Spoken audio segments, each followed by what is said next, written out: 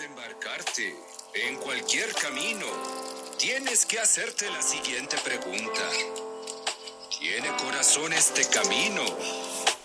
Yo ya me di al poder que mi destino... Bienvenidos a otra entrega de Los Testigos del Nahual.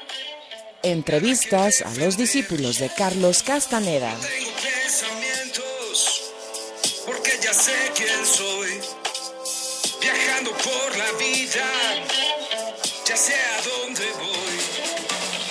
Sereno y desprendido, me mirarán pasar. El águila y el rayo, ¡rumbo a la libertad! Hoy te presentamos la segunda parte de la entrevista a Carlos Hidalgo de Bacatetes.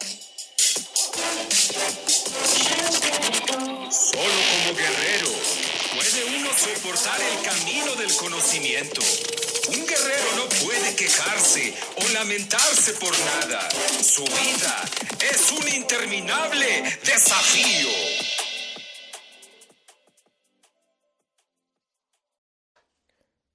¿Por qué hiciste un viaje con el Nahual a España?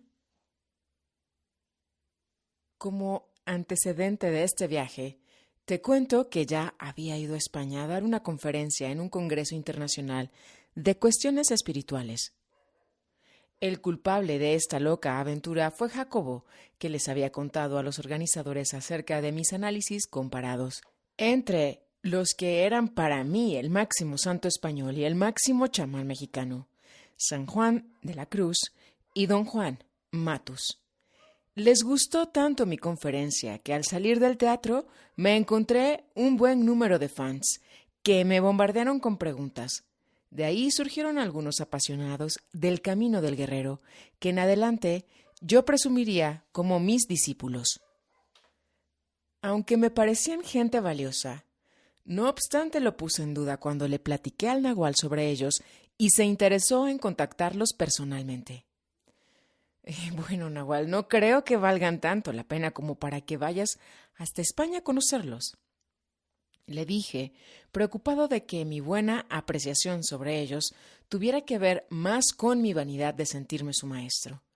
Sin embargo, el Nahual insistió, y menudo susto se llevaron cuando les hablé por teléfono y les informé del ligero cambio en los planes que teníamos de reunirnos, pues estaría nada menos que Carlos Castaneda en persona. Y después llegarían las poderosas brujas Miuni o la mujer Nahual y Nuri, la hija simbólica de ambos. Yo estaba tan feliz con tan maravillosa compañía de viaje que nada me importó que durante sus pláticas en Madrid dijera pestes de mí, desprestigiándome ante los que yo consideraba mis admiradores. Además, en el fondo, había un auténtico gustillo cuando el Nahual hablaba de uno, aunque me pusiera del asco, y sobre mis temores de que mis discípulos españoles lo decepcionaran, me quedé con la boca abierta cuando me dijo: al presentarme a estos españoles y a Carlos de León en México, ya te has reivindicado de lo mal que has quedado conmigo con tu sarta de gurús que has invitado a mis pláticas en México. Ante estas inesperadas palabras de Castaneda, deslizadas como siempre con su buen humor, traté de alegarle, pero empecé a tartamudear, lo cual solía sucederme con él, y acto seguido, el Nahual imitaba con simpáticos gestos mis tartamudeos. Con resignación acepté lo que me insinuaba. Por lo general, los líderes o maestros de los mundos esotéricos, espirituales o religiosos, como muchos de los que había invitado, estaban llenos de importancia personal, y como les era tan gratificante su posición social, no alcanzaban la libertad. Yo también había caído en uno de los mayores peligros del camino de evolución individual: convertirme en gurú, y entre otras gratificaciones, podía relacionarme con la gente con facilidad, pues desde una posición de superioridad, ¿quién me iba a tratar mal? Precisamente esta era una de las funciones más importantes del camino del guerrero. A diferencia de los brujos del pasado, entendiendo por brujo la persona que ha trascendido el nivel egoico racional de conciencia, los cuales ocupaban posiciones sociales reconocidas y respetadas como profetas, sacerdotes, chamanes, monjes, samyasí, curanderos, adivinos, alquimistas, ascetas, etc. En la actualidad es al contrario. Un verdadero brujo causa temor y desconfianza ante una sociedad que vive fuertemente apegada a sus estructuras egoicas y se siente amenazada con cualquiera que las trascienda. Para evitar lo anterior, el camino del guerrero mediante las técnicas del acecho y del desatino controlado le permite al brujo esconder su verdadera naturaleza en el mundo ordinario y a la vez salvarse de volverse un presumido de los mundos esotéricos. ¿Cómo se practica la técnica del desatino controlado? Don Juan decía que todo el mundo vive un desatino sin fin, y lo que tiene que hacer el guerrero es vivir ese mismo desatino, pero conscientemente controlado. Casi se tiene uno que convertir en actor, pero en realidad no es algo falso, sino que utilizamos nuestras propias subpersonalidades o modos de ser que más nos convengan para ocultar nuestra realidad brujeril. Por ejemplo, a pesar de mis inseguridades, empecé a aplicar la técnica del acecho de tratar de ser simpático y encantador con la gente, y no obstante, mi miedo al ridículo llegaba a las reuniones saludando y abrazando a todo el mundo con euforia y simpatía. Me sorprendí al ver que era posible desarrollar esta técnica del acecho sin dejar de ser auténtico, pues en realidad todos tenemos esa otra personalidad encantadora, aunque a veces esté muy escondida, como en mi caso. Solo hay que ponerla a funcionar y notar cómo la gente quedaba literalmente encantada con uno. Me llenaba de energía cuando podía mantenerme en el desatino controlado consciente. En cambio, podía comprobar cómo se pierde energía cuando uno usa de manera inconsciente las máscaras de la importancia personal al tratar con la gente. Carlos definió al acecho como el arte de comportarse en la vida cotidiana, una forma de conducta inusual que te permite vivir cosas insólitas. Es la capacidad de estar ahí, donde antes no podías, de permanecer en situaciones que afectan tu importancia personal, sin delatarte. Aclaró que el desatino no es un engaño de actor, sino seguir las reglas del juego. Implica suspender los juicios, dejar de juzgar moralmente, relacionarnos con nuestros semejantes de una manera total, sin esperar recompensa de ningún tipo. Si no hay expectativas, el acto en sí es total y completo, y es digno de un guerrero. Pero el acecho no se limita a conducirnos ante nuestros semejantes, va mucho más lejos. Es la capacidad de comprender, con la totalidad de nuestro ser, que el aquí y ahora es todo cuanto existe. Un acechador se da a la situación como si fuera final. Se entrega a su relación con toda su alma. No espera nada más del momento porque en realidad no hay nada más allá. Para el guerrero, el punto más importante en el juego que tiene con el mundo cotidiano es la capacidad de entregarse por entero y luego retirarse. Eso es acecho. El gran descubrimiento de los antiguos fue el acecho. En un mundo que es producto de una interpretación, no hay realidades absolutas. Lo único que nos cabe es darnos cuenta de eso y controlar nuestro desatino. Acechar es usar todos nuestros recursos, sacar, por ejemplo, el yo simpático y encantador que está ahí, debajo de nuestra piel, y ponerlo a trabajar. Es conocernos, activar nuestros yoes. Es muy fácil sacar el yo gruñón cuando nos sentimos tentados a la ira. Lo difícil es ser encantador y cultivar las condiciones del guerrero acechador. El acecho es la herramienta principal del brujo en su trato cotidiano, porque es lo único que le permite disimular el hecho real de que él no participa de las creencias del mundo. Tiene otra sintaxis y desde el punto de vista de la gente común, esa otra sintaxis es locura. Las purificaciones energéticas del Nahual. El acecho y el desatino controlado, como todos los conceptos de los brujos, suelen tener varios significados y a veces resultan difíciles de explicar de una manera teórica. Pero el Nahual podía hacerlo demostrándonoslo mediante sus acciones. La práctica del acecho es algo así como actuar o decir algo de tal manera que el verdadero sentido u objeto esencial de esos actos o palabras queda oculto. Una forma del acecho que practicó el Nahual con nosotros, que aún hoy tiene efecto sobre mí y sobre otras personas, porque afectó muy profundamente nuestra importancia personal, se dio durante el proceso de fundar Casa Amatlán. ¿Qué cosa es Casa Amatlán? Fue un centro que había planeado con Mariví para dedicarlo al estudio y desarrollo de la conciencia, pero que acabó siendo un experimento que supuestamente el espíritu realizó con un grupo de aspirantes a guerreros. Cuando el Nahual se enteró de ese proyecto, me extrañó mucho su gran interés, al grado de ofrecernos dar ahí sus pláticas y las prácticas de los ejercicios que en un principio llamó pases mágicos y después les llamó tensegridad. De hecho, fue uno de los primeros foros públicos en los que practicaron. Llegamos a ilusionarnos tanto que pensamos que ahí tendría su base de operaciones, algo que no era posible, pues olvidamos que los brujos no se ponen al alcance del mundo. Para concluir la remodelación de la casa, sugirió que participasen los supuestos aspirantes a guerreros Mariví, Perla, Heiko, Matías, Georgina, el Hidalgo y también colaborara Eddie y Alejandro. Lo que entonces ocurrió fue para mí el mejor ejemplo de este tipo de acecho del Nahual. Fundar el centro nunca fue lo importante.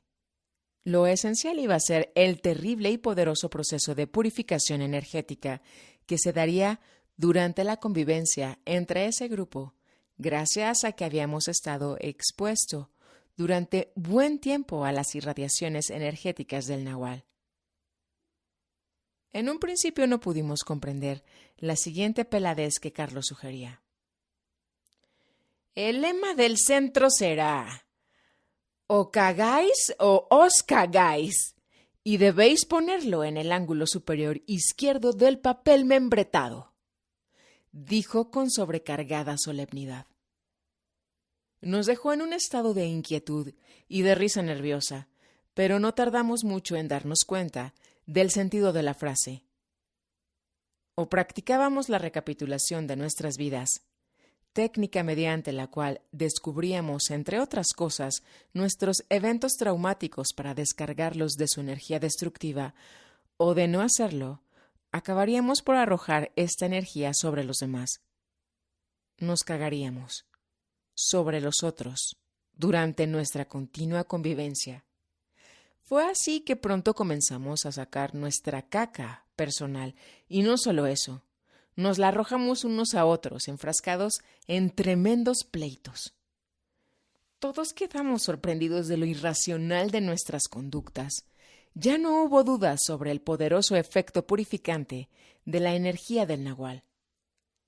Como el Nahual sabía perfectamente que eso ocurriría, nos encargó una extraña tarea que consistía en reunirnos cada semana durante media hora, y no más, para decirnos cosas hasta la despedida, es decir, todo lo que estábamos pensando y sintiendo de los demás. Era una forma de desahogo de todas estas transferencias psicológicas y energéticas que se iban a generar, pero no debía prolongarse demasiado para no acabar en enganches de pleitos interminables.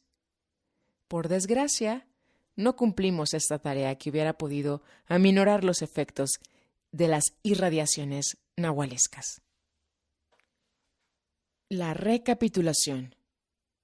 Lo que nos iba magistralmente a demostrar era la cantidad de porquería que nos contaminaba por dentro, la cual se haría evidente al aumentar nuestro nivel de energía gracias a los préstamos energéticos de los brujos. Con esta lección, y sólo así, sentiríamos la urgencia de diluirla en privado, mediante la práctica de una de las más importantes técnicas del guerrero, la recapitulación. No se trata de un psicoanálisis, aunque también me ha funcionado como tal, sino más bien lo he entendido como una especie de transmutación o transformación a nivel energético de las sensaciones, emociones o sentimientos, ya sean gozosas o dolorosas. Es decir, de todas esas cargas energéticas generadoras de nuestros apegos, temores, arrogancias, debilidades, sufrimientos, impulsos destructivos, etc., lo que para Jung conforma el contenido de nuestra sombra. Nos advirtió que mientras estuviéramos involucrados en tales actividades, no nos recapituláramos entre nosotros, ni tampoco a él, porque se trataba de mezclar ex profeso nuestras energías y así mantenernos unidos por medio de lazos energéticos. Precisamente, esta es otra función de esta técnica: romper los vínculos energéticos que nos tienen atrapados con la gente, instituciones, ideologías, identidades, etc. Es decir, lo que llamamos apegos y dependencias operan a nivel de energía. Perder la importancia personal. El objeto de este acecho del Nahual era confrontar nuestra importancia personal y por consecuencia también los traumas, condicionamientos, autocompasiones, etc., que nos hacen sentirnos la cosa más grande del mundo. Nos decía cosas impresionantes al respecto. El sentirnos importantes hace que uno gaste el 90% de su energía en defenderse. Si no se toman en serio, si no se sienten divinos, no hay insulto moral y, en consecuencia, nadie puede afectarlos. Yo no me tomo en serio para nada, sin embargo, mi trabajo es seriosísimo. Cuando sabemos que valemos un pepino, somos capaces de enfrentarnos a todo.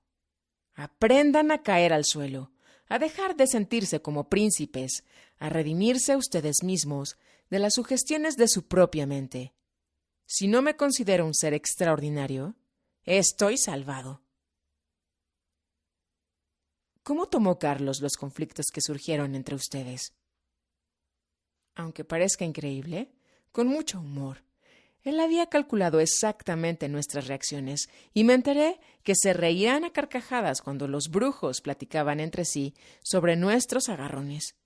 Yo había sido el peor de cuantos nos reunimos allí. Siempre quería imponer mi punto de vista a los demás. Acabé dándole de patadas en el trasero a Perla cuando en broma intentaba ahorcarme, pero se me dio la mejor oportunidad que tuve en mi vida para descubrir mi enorme importancia personal. Aprovechó nuestras características personales, que conocía bien por su videncia, para darnos buenas lecciones. Él sabía que yo tenía conflicto hacia las mujeres con las que me relacionaba cercanamente. Para estimular mi neurosis, Carlos comenzó a tener deferencias para con Maribí, mismas que generaron una rivalidad con ella. «Encárgate tú de inaugurar Casa Matlán, porque este huevón del Hidalgo no va a hacer nada», le dijo un día. Ese fue el primer encontronazo. De pronto estábamos los dos dando órdenes y tratando de desplazarnos mutuamente, apoyados en la autoridad del Nahual. Se supone que las circunstancias que se dieron en Casa Matlán eran trucos del espíritu para darnos una serie de magistrales lecciones sobre nuestra realidad psicológica y energética. Como me resultaban tan abrumadoras, ya me andaba por abandonar el proyecto del centro de estudios, y así lo hubiera hecho si no fuera por las palabras de Castaneda. «Hidalgo, esta casa te la envía el espíritu», apremiándome a no dejar pasar esta gran oportunidad de crecimiento personal, como después lo comprendí.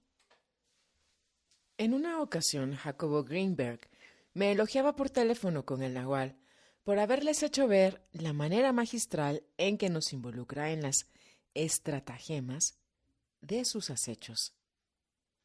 De pronto, Jacobo se quedó callado y se puso serio cuando escuchó del nahual. Dile al hidalgo que no sea tan tarugo.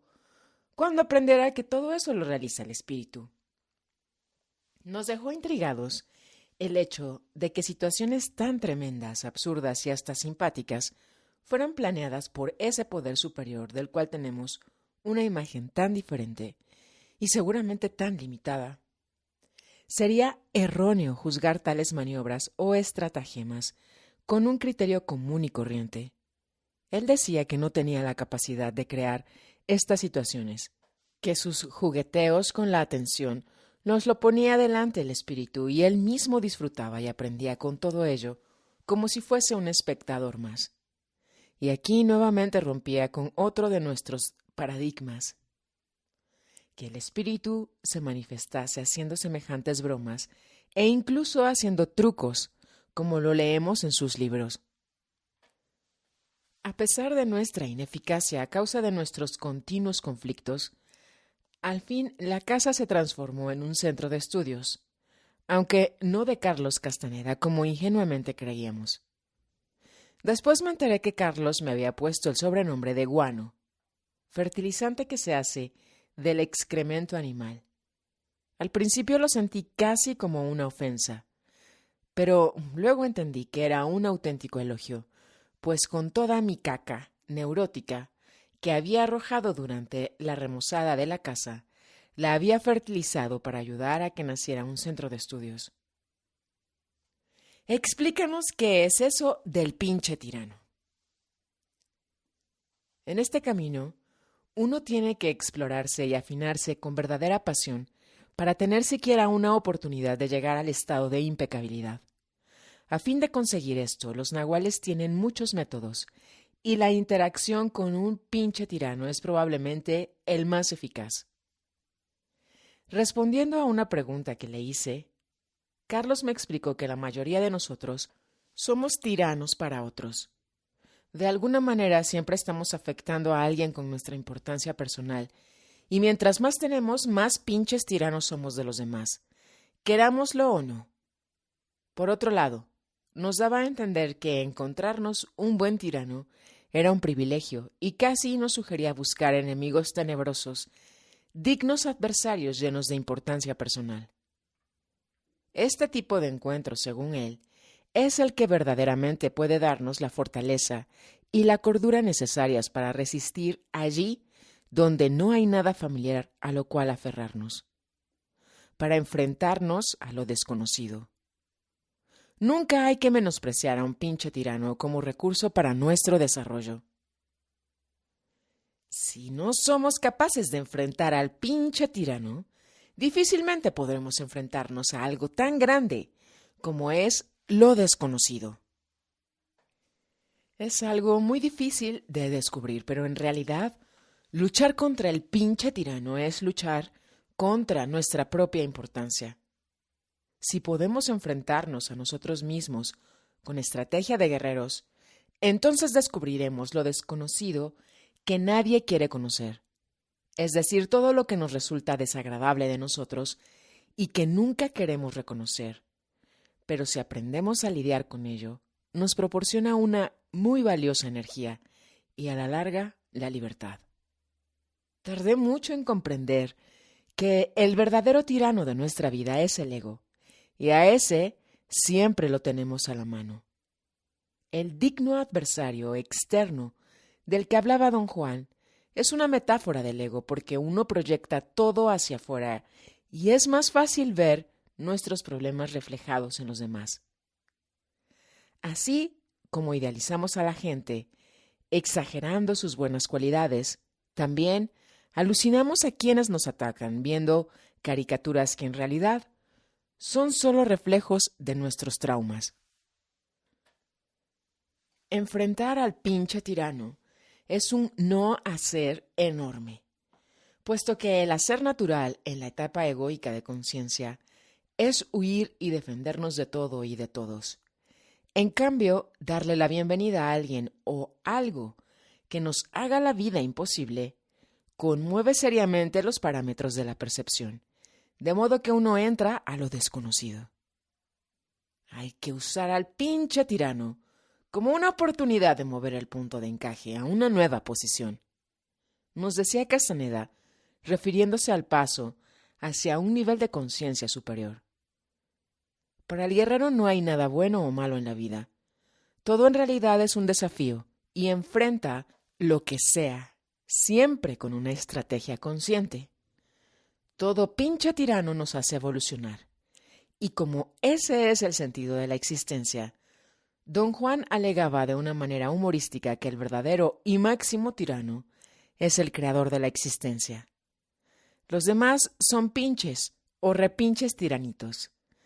Es decir, viendo la vida solo desde una perspectiva racional, es fácil considerarla como una tiranía. En ese nivel de conciencia dualista, todo lo percibimos como pares de opuestos, alegría y tristeza, bueno y malo, etc. Carlos procuraba comportarse como un pinche tirano, con todos nosotros, pero al mismo tiempo era de una maravillosa gentileza y nos estimulaba en privado con nuestros auténticos logros de conciencia. Con los más allegados, su conducta llegaba a ser en ocasiones exasperante, pero también producía resultados únicos en el nivel de la conciencia. Nunca perdía la oportunidad de hacer críticas irónicas de nuestros actos y vidas. Recuerdo que en cierta ocasión, un psicólogo español que se reunía con nosotros se dijo en tono de espanto: «Y pensar que cuando yo entre en confianza con el nahual me va a tratar así». Platícanos sobre tu experiencia en las prácticas de la tensegridad. Fue en Casamatlán donde por primera vez Castaneda nos dio los pases mágicos, que más adelante denominó tensegridad. En realidad, al principio no me interesó mucho la práctica de esos ejercicios, que te los puedo describir como una combinación de artes marciales orientales, aunque tenían sus propias características originales. Siempre buscando lo intelectual, hacía que lo corporal me fuera desdeñable. Pero al ver el interés del nahual por enseñárnoslo, no me quedó otra que poner todo mi empeño en practicar esos movimientos tal cual nos los enseñaba, pero con mi torpeza para lo corporal ni así me los aprendía. Sin embargo, me tranquilizó descubrir que cada quien los hacía a su manera y no seguían con exactitud los movimientos tal como ágilmente nos lo mostraba Castaneda, pero él no se inmutaba y casi no hacía nada por corregirlos. Cuando estábamos en Los Ángeles, nos mostró nuevos ejercicios junto con una veintena de gringos, que según parece eran como un grupo piloto de experimentación de los pases mágicos, y ahí también noté cierta libertad que les daba para hacer los movimientos. Aunada a lo anterior, me extrañó que cada vez nos daba nuevos ejercicios y en lugar de repasarnos los anteriores para ver si los habíamos aprendido, al contrario, nos ponía más y más. Después nos informó que había cientos de esos pases y nos los iba a dar todos. Menuda tarea me esperaba, si apenas podía aprenderme unos cuantos. Te platico esto porque fue la clave para entender el sentido de estos ejercicios. Era tal la importancia que le daba el nahual, tanto a la recapitulación como a la tensegridad, que esto ejercía una gran presión sobre mí y me obligaba a practicarlos diariamente, a pesar de mis resistencias. Pero poco a poco fui sintiendo un cierto bienestar físico y una mayor fuerza y energía al practicarlos, lo cual al cabo de un tiempo se convirtió en un placer y más adelante en casi una necesidad.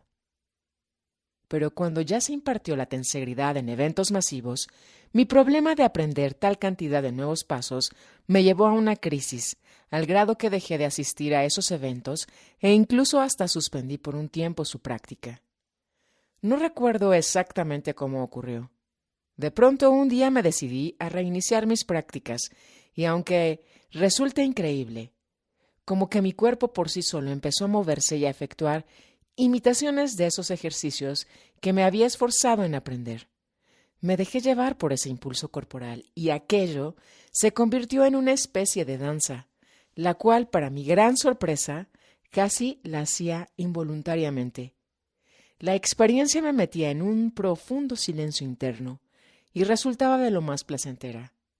Era como un toque del espíritu, según lo confirmé en un texto de Castaneda.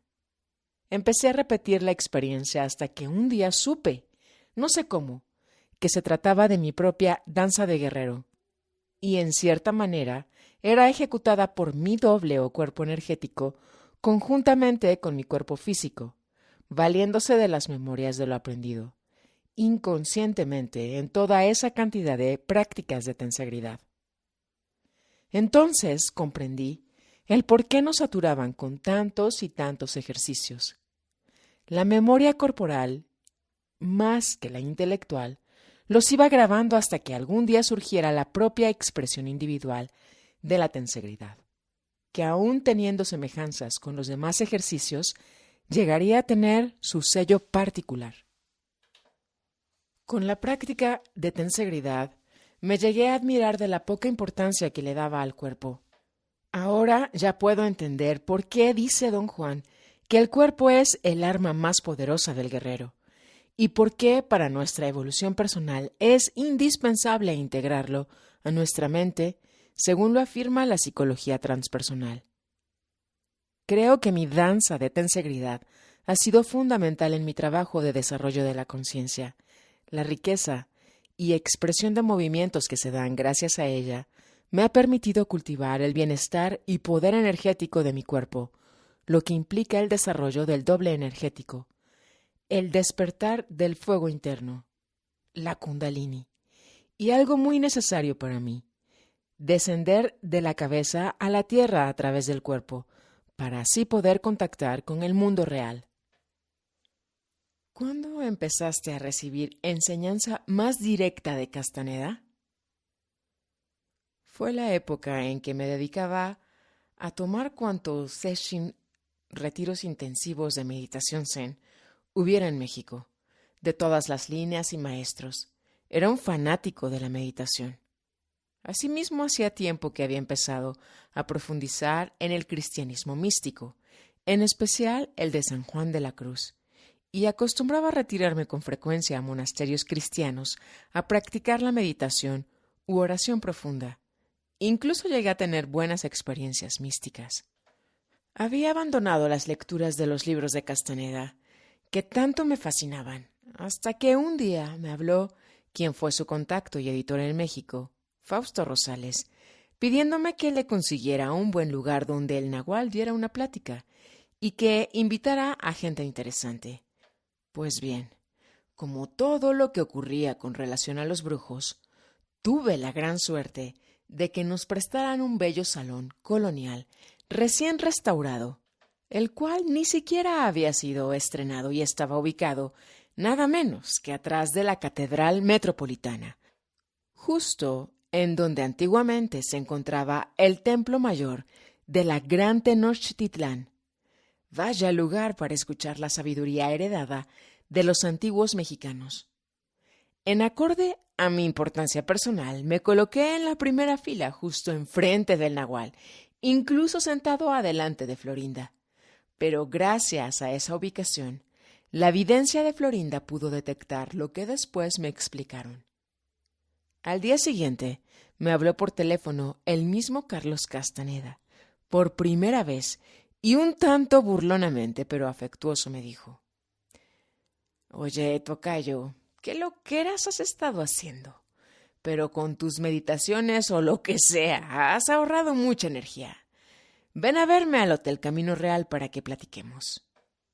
Tuve la suerte de llegar tan rápido que pude encontrarlo en el momento de liquidar su cuenta, en el mostrador del hotel, justo antes de partir.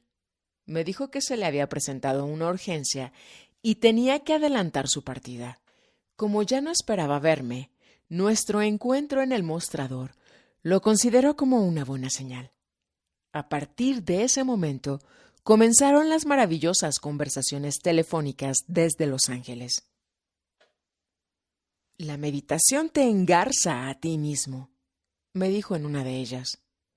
No obstante, los beneficios que me había aportado al nivel de energía me hizo ver cómo el tipo de meditación al que me dedicaba por entonces era como un resguardo para mí. Algo así como tomar una piedra preciosa y engarzarla en un bello marco de metal. Uno se queda enganchado en su propia imagen. De ahí que yo siguiera siendo un ego maniático.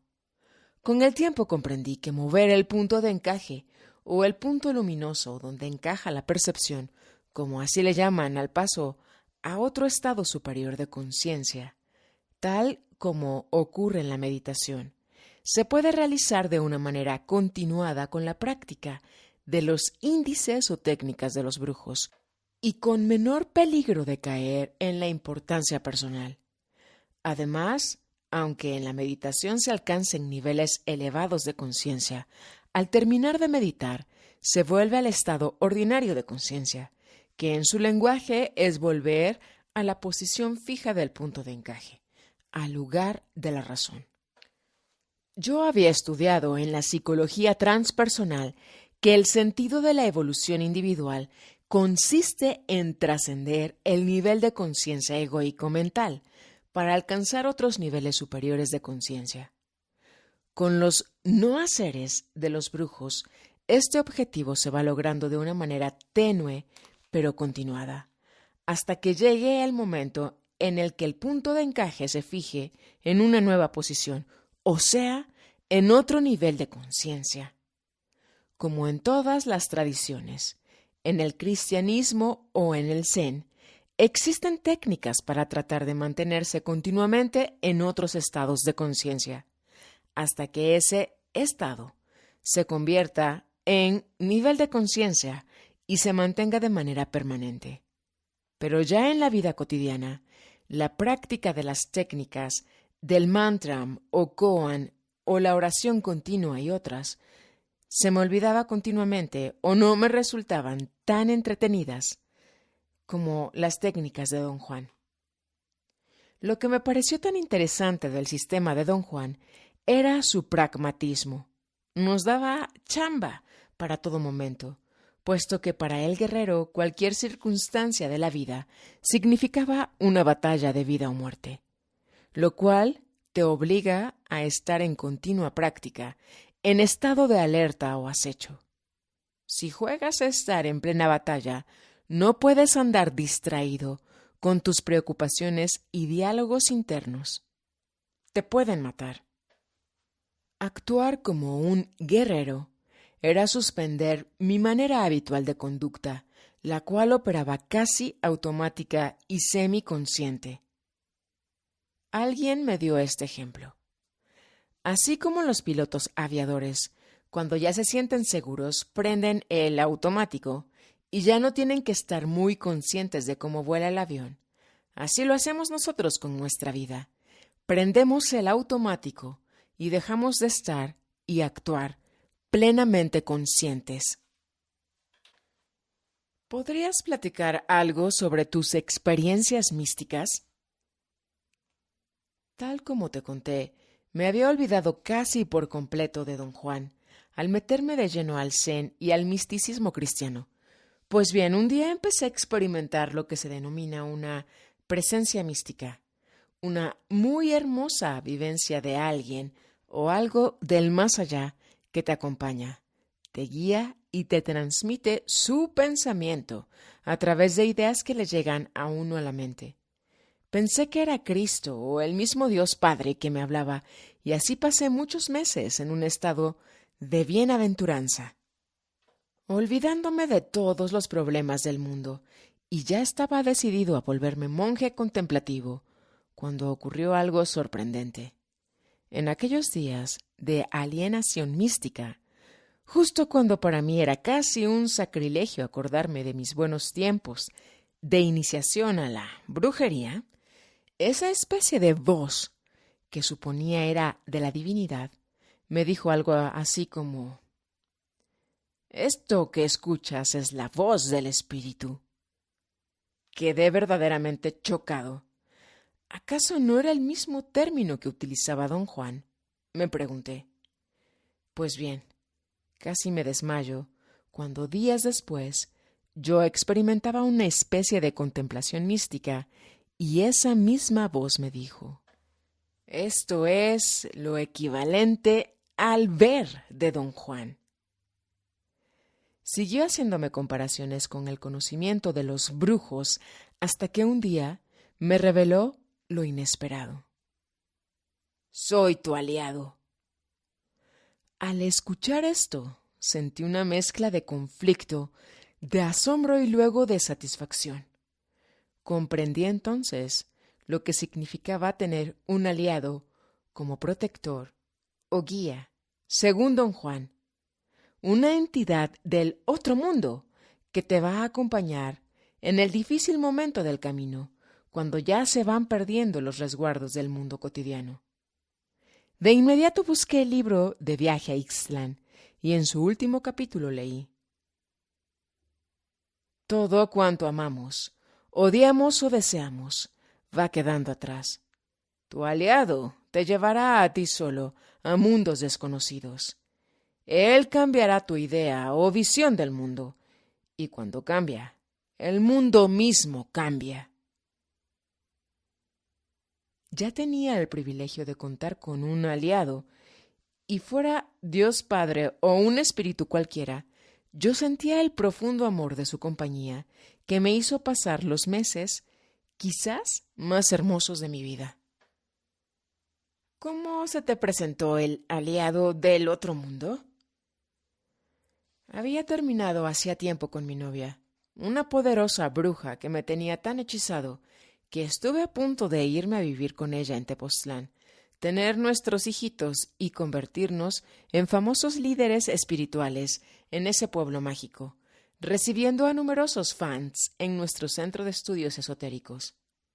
Además de importancia personal, yo estaba lleno de fuerza y de energía, pues, gracias a la lectura de los libros de Castaneda y a la práctica del guerrero, había logrado lo que se llama un verdadero despertar de conciencia.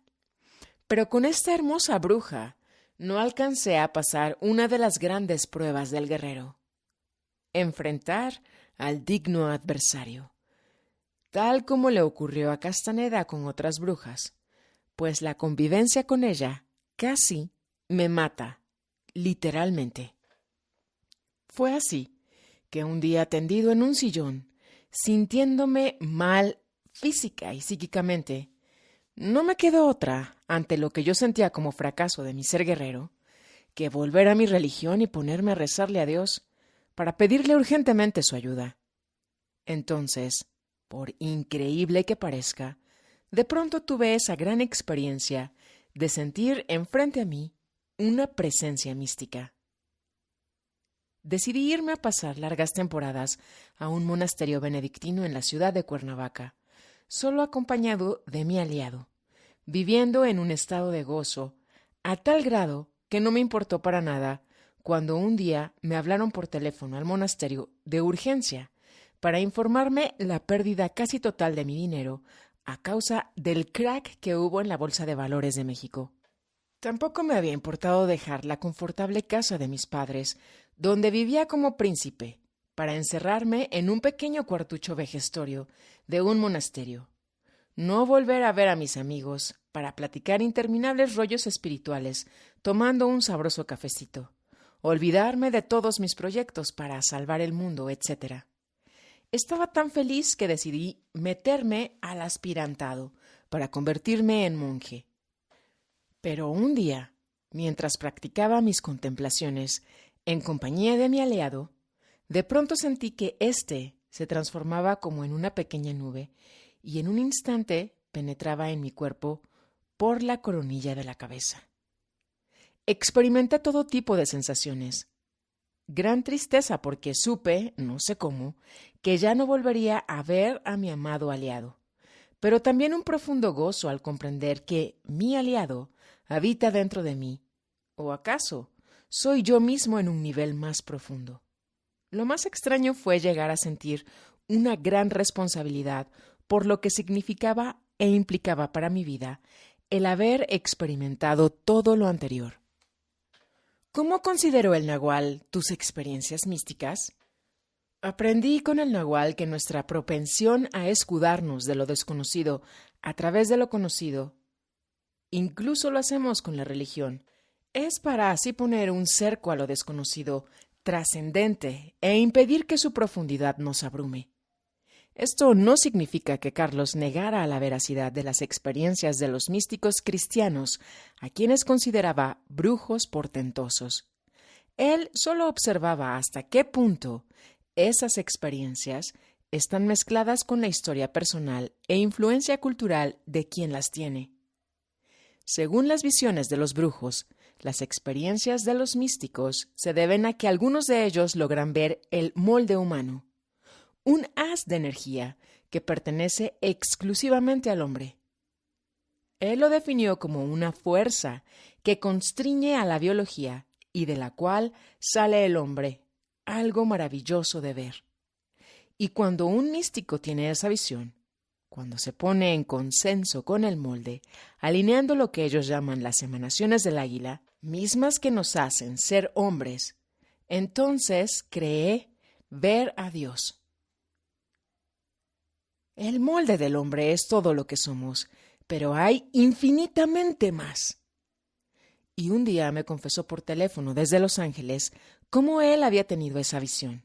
Vi al manojo de energías que hace al hombre.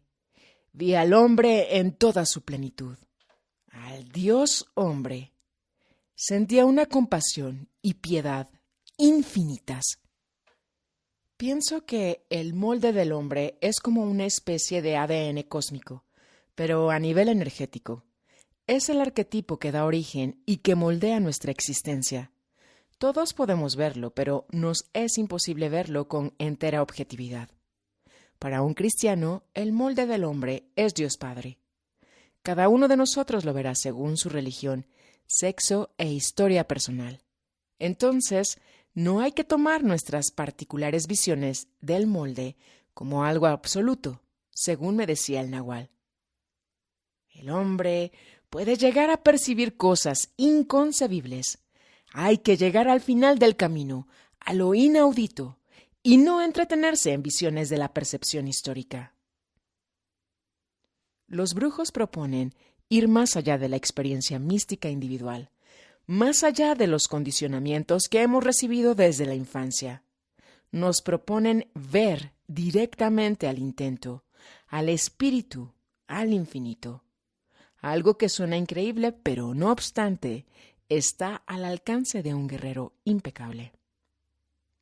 Insistía en la necesidad de ser sobrios, de tomar todo lo que viene con desapego, no dejarse obsesionar por nada. A partir de ese principio, puede aventurarse a atestiguar los mundos más extraordinarios de la atención, pero manteniendo sus reacciones bajo control. Platícanos más sobre la técnica del acecho. Es llegar a vivir plenamente conscientes de todo lo que nos sucede y de lo que ocurre a nuestro alrededor. Yo, como buen neurótico, descubrí que el gran impedimento para estar conscientes de la realidad son nuestras neurosis y sus consecuentes importancias personales. Esto me lo hizo ver claramente el Nahual al hacerme burla de algo que para mí era motivo de gran orgullo. Con sus simpáticas dramatizaciones me decía: «He aquí a Carlos», mencionando pomposamente mis apellidos, «el gran catedrático de la honorable Universidad Iberoamericana, etcétera, etcétera». Se refería a mis clases de desarrollo transpersonal que daba en esa universidad y realmente empezó a preocuparme su sátira. Yo sentía que estaba haciendo una labor meritoria, ya que contribuía a la difusión del conocimiento espiritual, y me puse a explicarle sobre la responsabilidad del pedagogo en esas áreas. Él nomás se reía, pero al ver mi insistencia en convencerlo me dijo: «Está bien, pero da tus clases con plena conciencia de todo lo que dices. Entonces puedes decir lo que quieras, incluso barbaridades». Al principio no entendí esa afirmación. Para mí era obvio que daba mis lecciones conscientemente. Pero en la primera oportunidad que intenté hacerme consciente de mí mismo y de mis alumnos, en lugar de conseguirlo, me enredé más y más con lo que decía, hasta el punto en que mis alumnos ya no entendían nada, ni yo mismo. Gracias a los préstamos energéticos del Nahual, fui descubriendo que mis necesidades neuróticas de reconocimiento, aceptación, de demostrarle a mami lo brillante que soy y competir con mis hermanos por el apapacho de papi y mami, etc., eran los más importantes motivadores para convertirme en catedrático. Todo esto me generaba una inseguridad y conflicto interno que me impedían dar mis clases conscientemente y me provocaba pérdidas considerables de energía. Esto lo acabé de entender cuando en una ocasión impartía una conferencia en Casa Tíbet. De pronto me percaté, ¡oh, sorpresa!, que lo estaba haciendo de manera consciente. Como acababa de regresar de una semana de estancia con los brujos en Los Ángeles, venía cargado con su energía y gracias a ella pude brincarme, por así decirlo, el nivel del ego neurótico y dar casi toda la conferencia consciente de mí mismo. Me salió tan bien que me puse hasta simpático, algo casi imposible para alguien como yo, que me tomaba tan en serio. ¿Podrías dar una definición chamánica de la energía? Carlos nos daba a entender que la percepción o la conciencia se engrandece en la medida en que ahorramos y redistribuimos nuestra energía, cosa que podemos aprender a través de los recursos de la brujería, teniendo en cuenta el nexo que existe entre conciencia y energía. Nuestra tarea era descubrir las situaciones en que perdemos o inutilizamos la energía, sobre todo sabiendo que, según él, no podemos aumentar el caudal de energía que ya traemos de nacimiento. Lo único que podemos hacer con ella es redistribuirla. Con relación a la pérdida de energía, el tema que más causaba revuelo en sus reuniones era la importancia dada por el Nahual al celibato. Todos protestaban y algunos alegaban a su favor las milenarias técnicas orientales para hacer el amor como un camino de desarrollo. Pero él nos hacía ver lo difícil que era no perder energía con la sexualidad, pues aún en estos casos de sexo sagrado siempre acababa por involucrarse el ego y su importancia personal. Desde cómo se presenta a la personalidad para realizar la conquista amorosa, los diálogos internos del enamoramiento, los conflictos pasionales, todo ello era motivo de pérdida de energía, pero sobre todo ponía énfasis en que en el acto sexual se desperdiciaba la más poderosa energía que existe. ¿Por qué no aprovechar esa energía para evolucionar? Y a quienes le discutían que el sexo no se los impedía, él los retaba. A ver, tan siquiera traten de suspender el diálogo interno. Algo que todos sabían era el requisito necesario para dar un paso evolutivo. Y lo peor era cuando nos hacía ver que el procrear hijos dejaba a los padres extenuados y ante las protestas él se evadía diciendo: solo nos han hablado de la opción de la reproducción, pero existe también otra opción de vida, la evolución. Al respecto, me impresionó mucho cuando un día llegábamos en mi auto a una de sus pláticas. De pronto me dijo: detente, y me hizo fijar la atención en una de las guerreras extranjeras que estaba llegando y por la cual él había mostrado interés en ayudarle en el pasado. Obsérvala bien. Acuérdate cómo era antes de casarse y tener un hijo. Mírala ahora. ¿No te parece ya como una señorona y sin energía? No pude negar que estaba en lo cierto. Veía cómo esa gran fuerza de guerrera que yo le admiraba se había desvanecido. Fue aquello una constatación en directo de sus teorías, una buena ayuda a convencerme del valor del celibato, que según él para mí era indispensable. ¿Tú? Tienes que ser muy avaro con tu energía, pues eres el producto de una acogida aburrida.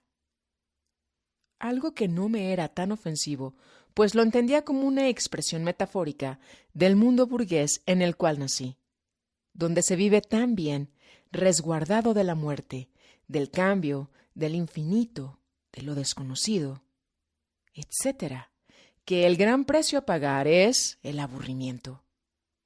Comprendí que el camino del brujo no consiste en tratar de manipular la energía por medios mágicos o yogas sexuales, sino en estar atentos, alertas, en acecho constante. Ese es el sendero abstracto, el de los videntes de ahora.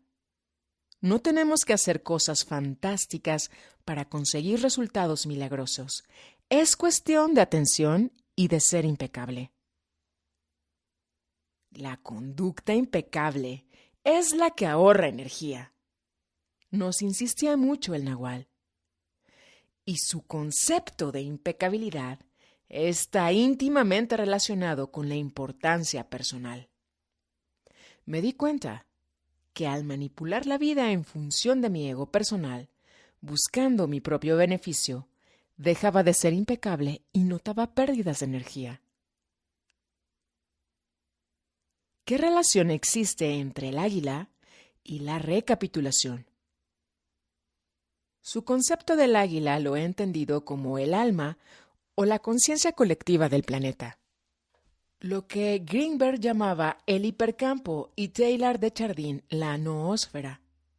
La conciencia cósmica, dentro de la cual existimos como burbujas individuales de atención. Por lo tanto, nuestras experiencias, en última instancia, pertenecen al águila, y no tenemos modo de retener la individualidad más allá de la muerte, excepto teniendo en cuenta esa relación de dependencia.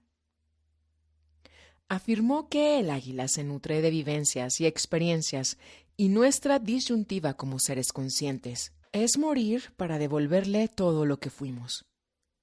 Pero existe la opción de recapitular nuestras vidas y ofrecerle una especie de copia fotostática energética de nuestras experiencias vitales, con la cual se conforma el poder que rige nuestros destinos. Como nuestra vida la pasamos casi inconsciente o semiconscientemente, al hacer conscientes nuestras experiencias a través de la recapitulación, creamos esa copia energética que entregamos al águila y a la vez recuperamos la energía que habíamos dejado en esas experiencias. Denle al águila lo que ella quiere, mediante la práctica de la recapitulación. Así les dejará libres, nos decía Castaneda. Cuando le pregunté al nahual que si uno estuviera consciente de lo que hace, no necesitaría recapitularlo, él estuvo de acuerdo. La recapitulación funciona para los actos de la vida que no se han hecho plenamente conscientes. Si la energía no es convocada de regreso, entonces se queda allá en los eventos. Según lo entiendo, cuando observas las situaciones de la vida al 100%, las transmutas, hablando en filosofía tántrica. Además, nosotros no vemos las cosas plenamente como son, porque solo usamos una pequeña parte de la atención. Carlos nos decía que si no recapitulas bien a una persona, te va a volver a aparecer en tu vida. Esto es porque, según parece, las fibras de conciencia que desperdigamos en nuestro trato con los demás seguirán atrayendo a la energía perdida para tapar el hueco. También decía que la gente de la que uno quiere deshacerse y no puede es porque no la ha recapitulado. La técnica en sí es muy sencilla. Primero tienes que armar la memoria. Debes realizar inventarios de tu propia vida, los sentimientos gastados, las frustraciones, los momentos de ira, los enamoramientos, todo eso. Recapitular es poner las memorias sobre la mesa y verlas en forma desapegada. Una vez que expones tu colección particular de incidentes, te vas reconociendo. Sabes que ese soy yo. Ahí está mi necesidad de reconocimiento, por delante de todo. Ahora, siguiendo la técnica de cambiar las fachadas del tonal, voy a poner esta necesidad detrás, en segundo plano. Recapitular es aplicar conciencia sobre los recuerdos para redistribuir su energía y así cambiar la importancia relativa que les damos a nuestras características personales. Es también para terminar o cerrar círculos. Un aspecto en el que insistía era que la recapitulación debe ir acompañada de una respiración particular. Afirmaba que respirar es un acto mágico, porque limpia y que en realidad armar los recuerdos consiste en inhalar los filamentos perdidos y exhalar los que no nos pertenecen. La respiración especializada consiste en unos movimientos de la cabeza a ambos lados. Nos explicó que ese movimiento le da masaje al hipotálamo. El hipotálamo es un gran centro transformador de la energía que ayuda a separar el cerebro derecho del izquierdo. Cuando estamos tensos, se atasca, se contrae toda la zona. Lo que el águila consume al final de nuestra vida es la primera atención, enriquecida por las experiencias de la historia personal. Sin embargo, el brujo hace una especie de contrato con nuestro hacedor que presupone devolverle la experiencia, no la conciencia, y este pago podemos hacerlo a través de la recapitulación. La recapitulación es una de las más valiosas herramientas para despejar el camino en dirección a lo más importante para un brujo, pasar a otro nivel de conciencia, porque eso significa el paso a otro mundo. En términos concretos, se trata de redireccionar y redistribuir la energía. Al traer de vuelta nuestros filamentos, se completa el círculo de la energía. ¿Podrías explicar el concepto de la segunda atención? El ideal de un guerrero impecable es llegar a estar plenamente consciente del aquí y el ahora, lo cual le permitirá ver. Ver es percibir el mundo en términos de segunda atención.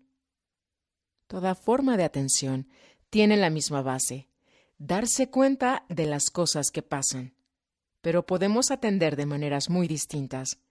Carlos definió que la segunda atención es atender a lo que ocurre debajo de la mesa. La mesa somos nosotros y nuestro mundo. El nahual de los tiempos es esa parte nuestra, desconocida, que está ahí abajo. Él afirmaba que cuando nacemos nos dan la conciencia pero sin cultivar, apenas si nos damos cuenta de lo que pasa afuera. A medida que vivimos, convertimos la conciencia bruta en atención. Todos nacemos como brujos, pero pronto nos centramos en el sentimiento de ser un yo y comenzamos a verlo todo a través de ese filtro.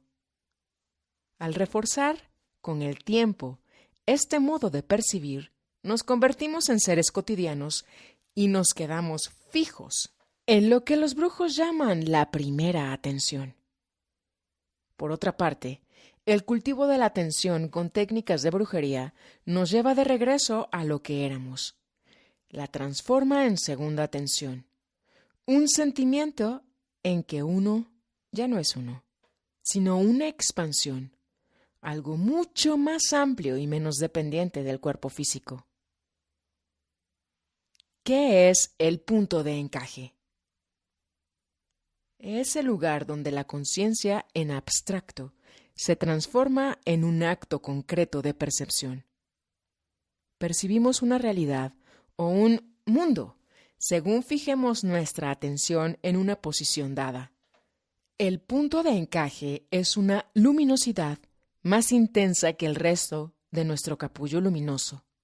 Al moverse, cambian por completo los parámetros de nuestra percepción. Un brujo mueve su punto de encaje considerablemente después de ahorrar suficiente energía. La característica de ese movimiento es que nos proporciona una vivencia inmediata de lo desconocido y tenemos que aguantar el embate de la muerte hasta que ese campo enorme se haga conocido. Carlos lo experimentaba como una sensación de vacío. Dijo: al mover el punto de encaje viene el miedo a la soledad. Uno está solo frente a la eternidad. Respondiendo a una pregunta, aseguró que lo que pasa en el más allá no tiene el menor interés. Nos dijo que no tenemos que preocuparnos por el trato con los aliados y esas cosas de los otros mundos, porque lo verdaderamente importante de mover el punto de encaje es el propio movimiento. Es sacarlo de su posición fija en el limitado nivel de conciencia mental racional. Independientemente de lo excitante que pueda ser explorar los millones de mundos accesibles a nuestra atención, lo que fascina a los brujos es el acto de fluir, el cambio entre las diversas capas de la realidad. En realidad, todas las técnicas de la brujería son modos de mover el punto de encaje. En sus presentaciones, Carlos nos enseñó varios ejercicios que están al alcance de la mayoría de nosotros. Uno de ellos es usar un pinche tirano, enfrentándolo impecablemente. Otra forma muy empleada por los brujos son los alucinógenos, pero enfatiza que para proceder como guerreros tenemos que aprender a desplazar el punto de encaje por nosotros mismos. El punto de encaje debe moverse de su fijeza. Eso es lo importante. Entonces podemos hacer réplicas voluntarias de ese movimiento. Una réplica que está al alcance de los brujos desde las primeras etapas del camino es lo que llaman el estado de conciencia acrecentada. Este es un tipo de desplazamiento que enciende emanaciones cercanas a lo cotidiano. El guerrero tiene que aprender a no asustarse y a usar las visiones o alucinaciones como una puerta al poder. Carlos distinguía entre este desplazamiento moderado y los movimientos fuertes. Todo depende de la distancia a la que se traslada el punto de encaje con respecto a su ubicación habitual. Afirmaba que el modo más seguro de inducir movimientos pronunciados es el arte de ensoñar, es decir, desarrollar la atención necesaria para moverse entre los sueños y la vida cotidiana. Definió: el ensueño es una forma de meditación, como la oriental, pero en un estado profundo. Es controlar la atención que uno fija en los elementos de cualquier sueño, redistribuyendo de esa manera la energía ahorrada. ¿Cómo interpretas el mensaje de Castaneda? En esto estoy de acuerdo con Carlos Ortiz en que tanto los escritos como el lenguaje de Carlos pertenecen al género mitológico. El Nahual nos decía: los brujos somos protagonistas de un mito viviente. Sus vidas son historias de poder, en cuyas metáforas o símbolos hemos de descubrir profundas enseñanzas. Respecto a las narraciones de sus libros, Don Juan decía: no son historias que se puedan leer como si fueran cuentos. Tienes que repasarlas, luego pensarlas y volverlas a pensar. Las mitologías son revelaciones provenientes de un nivel superior de conciencia. Así que de entrada no hay que tomarlas literalmente ni analizarlas con una lógica racional. En su libro El conocimiento silencioso, Carlos declara que estas historias son manifestaciones del espíritu y que las escribió como un trabajo de brujería. El único modo como podemos descifrar su sentido es a través del conocimiento silencioso. En una de sus charlas en Casa Matlán nos dijo: Don Juan quería que yo escribiera esos libros, pero no como un acto de escritor, sino como un acto de brujería, a través del ensueño. Me ordenó Esa es tu tarea. Entonces, yo no escribo, ensueño el texto y debo hacer una réplica exacta de lo que ensoñé. No puedo corregir ni hacerle una revisión. Lo mío es un proceso hechicero, no una acción cotidiana. Yo no soy escritor. No soy nadie. Las historias de sus libros, así como sus pláticas públicas y personales, tienen una doble lectura. Incluso a maestros tan brillantes como Jacobo Greenberg o Carlos de León les era difícil comprender cómo funciona algo tan extraño como es la mitología viviente que personifican los brujos. Tanto Greenberg como de León cayeron en la trampa de decir que el nahual era un mentiroso. Cuando se lo comuniqué al nahual, él replicó: A ver, dile a Jacobo que demuestre cuáles son mis mentiras. Pero él no se atrevió a hacerlo. De hecho, acabó reconociendo que había un modo superior de interpretar al nahualismo. En otra ocasión, Carlos me aseguró: Yo no tengo la capacidad ni el tiempo para inventar lo que sucede. Mi autoridad real es el águila, y mi destino, ser testigo impecable de los designios del águila. Afirmó que los guerreros no mienten, porque pierden su energía si lo hacen. Las cosas que un guerrero atestigua en sus viajes por lo infinito no son falsedades ni alucinaciones. Son indescriptibles. Eso sí, cosas que no tienen precedentes en el mundo cotidiano. Uno tiene que ser humilde y aprender a controlar las reacciones de la mente para seguir atestiguando.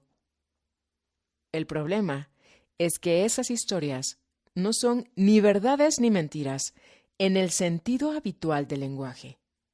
Como todas las mitologías, nos confrontan con lo más difícil para la razón dualista, la paradoja. En cierto sentido, describen hechos reales, pero también ficticios. Son símbolos y, como tales, tienen varios significados a la vez. Lo importante para un estudiante es el contenido profundo, atenerse al espíritu y no a la letra. Precisamente para que no nos apegáramos a la letra, o sea, a los conceptos, Carlos los cambiaba continuamente, impidiendo que estableciéramos clasificaciones. Esto lo podíamos apreciar en cada libro nuevo que salía después de Relatos de Poder. Para mí, el mejor ejemplo eran las diversas palabras que utilizaba para referirse a lo trascendente. El poder que rige los destinos humanos, el nahual de los tiempos, el espíritu, lo abstracto, el intento, lo infinito, el oscuro mar de la conciencia, etc. Es la experiencia y el conocimiento silencioso lo que nos revela el verdadero significado de aquello. It, en inglés, como también lo denominaba. La hija del nahual secuestrada. El mejor ejemplo de que no podemos tomar literalmente todo lo que nos dicen estos protagonistas del mito viviente ocurrió cuando estábamos con ellos en Los Ángeles, California. De pronto un día nos telefonean con preocupación porque Nuri, la hija simbólica de Carlos y Carol Tix, había sido secuestrada por unos brujos temibles. La ansiedad y angustia que generó esta noticia en nuestro grupo acabó en un drama, y cuando nos enteramos de que estos brujos temibles le habían cortado la cabellera, algunas de las compañeras lloraban inconsolablemente. No obstante, en la noche nos invitaron a cenar en casa de Margarita Nieto, como si nada hubiera pasado, y entonces, menuda sorpresa nos llevamos. La misma Nuri nos abre la puerta y nos recibe muy radiante y cordial, mostrándonos su nuevo y moderno corte de pelo. Ya adentro de la casa, nadie dijo ni media palabra. La lección había sido comprendida. En el mundo de los brujos no hay que tomar nada al pie de la letra.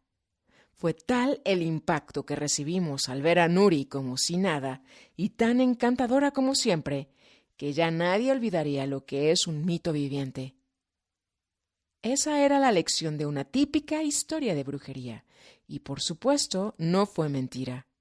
Es probable que sus colegas de brujería, que en sus afectuosas exageraciones Carlos presentaba como seres temibles, hayan obligado a la chica a acudir al salón de peinados porque ya le hacía falta un buen corte. Con todo lo anterior, no quiero decir que don Juan haya sido una invención de Castaneda. Sí existió y era un gran maestro, según es sabido por otras personas que también lo conocieron. Era de origen indígena, pero, como se puede constatar en los libros, llegó a ser una persona cultivada. Su origen forma parte del mito. Don Juan el Indio Yaqui. ¿Era de Estados Unidos o México? Lo mismo ocurre con respecto a Castaneda. ¿Era gringo, mexicano, cholo peruano o brasileño? En realidad, no tiene importancia. El mensaje tal vez sea que todos juntos formamos una unidad continental, un bloque que trasciende los nacionalismos. ¿Por qué Carlos cambiaba continuamente los términos que usaba? Era parte de su método de enseñanzas. Lo que el nahual nos contaba era reflejo del mundo real, de los vaivenes que tienen lugar en el reino de la energía, más allá de la mente racional, donde no hay nada definitivo. Cambiaba los términos para referirse a las ideas e incluso cambiaba las ideas, simplificando, sintetizando, descubriendo nuevas aristas. Lo hacía para que no nos apegáramos a conceptos o sistemas de pensamiento. Una característica de nuestros encuentros es que siempre nos preguntábamos: ¿y qué pasó con lo anterior? ¿En qué quedó todo? Esperábamos conclusiones, pero Carlos nos cambiaba la historia. En ocasiones su método provocaba reacciones contradictorias, como cuando invité a los conservadores maestros e investigadores de la Universidad Iberoamericana a una reunión con él. Después del encuentro, me comentaron sus impresiones. Aunque no faltaron las dudas y desconcierto ante las revolucionarias ideas y las actitudes bromistas del nahual, todos estuvieron maravillados. Durante la junta que tuvimos, uno de los más brillantes investigadores se levantó y dijo que había sido el día más feliz de su vida, y nadie encontró exagerado su comentario. No obstante, 1 o 2 semanas más tarde, ocurrió algo increíble para mí. Noté que todos me rehuían cuando me los encontraba. Ya ninguno de ellos quería volver a hablar de Castaneda. Es importante tomar en cuenta las reacciones tan opuestas que generaba el nahual. Su presencia energética y sus palabras causaban gran entusiasmo y anhelos de libertad, pero también resultaban temibles, porque rompen con el establishment, con el mundo de apegos que usamos como resguardos. Después de esta experiencia, comprendí lo que los brujos decían, que a nadie le gusta ser libre. El ser humano prefiere la comodidad esclavizante de lo conocido a enfrentarse a la amenazante libertad de lo desconocido. ¿Por qué Carlos rehuía la comparación con otras realidades culturales? El problema está en que ese escrutinio solo podemos emprenderlo a través de la mente, y como él decía, la mente es el volador. Es una instalación extranjera alienígena. Los chamanes han desarrollado su conocimiento a través de una herramienta mucho más poderosa que el intelecto, el conocimiento silencioso. Por lo tanto, para entenderlos, tenemos que suspender el diálogo interno, parar la mente, lo que implica en sus términos parar el mundo, o más bien el mundo que hemos creado en nuestra cabeza. Al principio de nuestro aprendizaje, todos nosotros queríamos contrastar lo que él nos decía con el yoga, con el budismo, el cristianismo, con lo que fuera. Él esquivaba entrar en ese tema. En cierta ocasión, él accedió a nuestra insistencia. Era el día de mi cumpleaños y había reunido en mi casa a Jacobo Grinberg, Carlos de León y Ramón Tomasini para que se conocieran con otros genios como ellos del conocimiento espiritual. los hermanos Ariel y Fausto Rosales. ¿Cuál no va siendo mi sorpresa que cuando me asomo por la ventana para ver quién había tocado el timbre, logro distinguir, en medio de la oscuridad, el rostro sonriente de Carlos Castaneda, que se les había pegado a los Rosales para conocer a esta bola de locos reunidos en mi casa. Fue inolvidable esa reunión. Como todos quisieron hacer sus análisis comparados con lo escrito en sus libros, el nahual comentó: «Está bien, les voy a dar el gusto. Preparen todas sus preguntas para la próxima reunión, que allí voy a entrar en todo tipo de comparaciones». Yo me emocioné mucho, pues sinceramente quería encontrar los puntos de semejanza entre las enseñanzas de don Juan y lo que había leído en los textos de misticismo cristiano. Pero cuando nos volvimos a ver, él no quiso hablar del asunto. Él quería que nos concentráramos, con total integridad, en su sistema de conocimiento, de acciones prácticas, donde las comparaciones salen sobrando. Una característica de los brujos es que toman la enseñanza tal como llega a ellos a través de su ver y no se andan buscando permisos para corroborarla. Que tomáramos sus palabras como un bloque sin tratar de establecer semejanzas con nada de lo que habíamos leído por ahí. Además, Carlos nos decía que el mundo de don Juan está lleno de contradicciones. La brujería es un sistema hecho de paradojas. La tarea de los brujos consiste en hacer un puente artístico entre las contradicciones. Eso significa que dejas de interpretar el mundo únicamente con la razón y comienzas a verlo también a través del conocimiento silencioso. Solo el arte puede hacer el puente entre dos bloques que no se juntarán jamás porque pertenecen a mundos diferentes. La enseñanza de Carlos es el arte de crear síntesis entre los opuestos.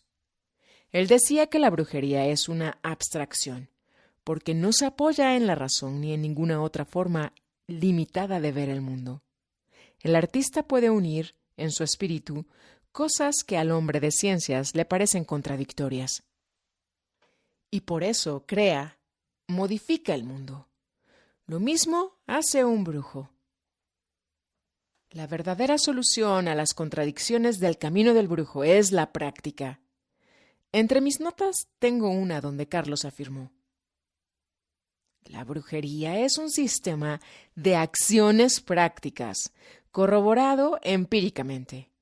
Un nahual es alguien que ha podido constatar empíricamente el conocimiento. Insistía en que lleváramos a la práctica lo que aprendimos, porque de otro modo el sendero de los brujos no vale la pena. Lo primero para un practicante es aprender a creer sin creer. Generar un acto de fe inicial, un tener que creer en los brujos y su conocimiento, sabiendo que creer es un acto deliberado y que no podrá ser demostrado a través de la mente. Luego viene la constatación. Carlos insistía en que somos algo más que intelecto. El cuerpo. El hombre, decía él, se relaciona con el mundo a través del intelecto, pero no presta su cuerpo. Pasamos por alto una enormidad de estímulos que son parte de nuestra experiencia actual. Un guerrero tiene que saber exactamente lo que está sucediendo a cada momento y no puede pasar por alto ningún estímulo. Lo real es lo que está pasando ahora. Quienes lo conocimos, sabemos que él vivía su momento íntegramente, y eso se notaba en cada gesto de su cuerpo, en la expresión de su rostro, en la intensidad de su mirada. Estaba completamente al tanto de todo lo que le rodeaba. Según él, cualquier suceso puede ser una señal del espíritu, y ninguna cosa es más importante que otra. La importancia es la que le da uno mismo. Uno es el que le da valor a las cosas. Háblanos del concepto de impecabilidad de los brujos. Los brujos han sustituido el concepto de ser buenos con la búsqueda de la impecabilidad. Ser impecables implica montar guardia contra nuestras debilidades las 24 horas del día. Este concepto no deriva de una consideración moral, sino energética. Por lo tanto, no se cultiva a través de los sentimientos cotidianos, sino mediante el intento. La decisión que cuenta para ser un guerrero es ser impecable. ¿Cómo se puede ser impecable?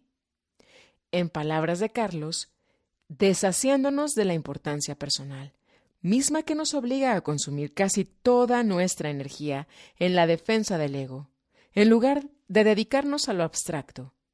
Si solo hablamos de nosotros mismos, no nos podremos transformar. En cambio, si dejamos de lado la importancia personal, ahorramos el 90% de la energía. Lo que a mí me afina, nos decía, es ser impecable con ustedes. Ser un guerrero impecable implica que uno acepta su destino y se comporta de la mejor manera que esté al alcance de sus posibilidades. Un guerrero impecable no tiene importancia personal y por ello ahorra energía y utiliza el excedente para percibir pragmáticamente otras formas de realidad. Esto es una operación muy delicada porque el guerrero está obligado a romper las unidades perceptivas de la manera más imaginativa posible. Ahí interviene el segundo principio de su conducta social: el acecho. En el camino del guerrero impecable, nada es bueno o malo. Para él, todo lo que existen son desafíos. ¿Qué es la libertad? Según Carlos, la libertad final es salirse del mundo con conciencia total. Don Juan le decía que somos aventureros por naturaleza y que si se abre la puerta de la libertad, tenemos una nueva opción. En una ocasión le contó que los mayas abrieron una puerta dimensional en la energía y se autoconsumieron, es decir, pasaron al otro mundo. Afirmó: en Yucatán llegaron colectivamente a la tercera atención. Lo importante de esas historias no es su historicidad, sino la revelación, el empuje que puede darnos el saber que otras personas, en otras épocas, se propusieron retos casi imposibles y triunfaron. Lo que él quería era que nos atreviéramos a soñar, a proponernos cosas que están más allá de nuestras cogniciones. Afirmaba que podemos usar la atención como combustible y arder desde dentro, para así no tener que pasar por la extinción de la individualidad. Explicó: somos víctimas de un determinismo espantoso, pero en medio de esa prisión, el águila ha determinado que se abra una puerta para nosotros. Es algo muy bello, una paradoja. Todo está aparentemente condicionado y, sin embargo, podemos vivir un milagro: la libertad. La libertad es transformar todo lo que somos en conciencia de ser, integrar nuestro cuerpo y nuestra mente en un resultado energético inconmensurable, recogido en un enorme punto de encaje.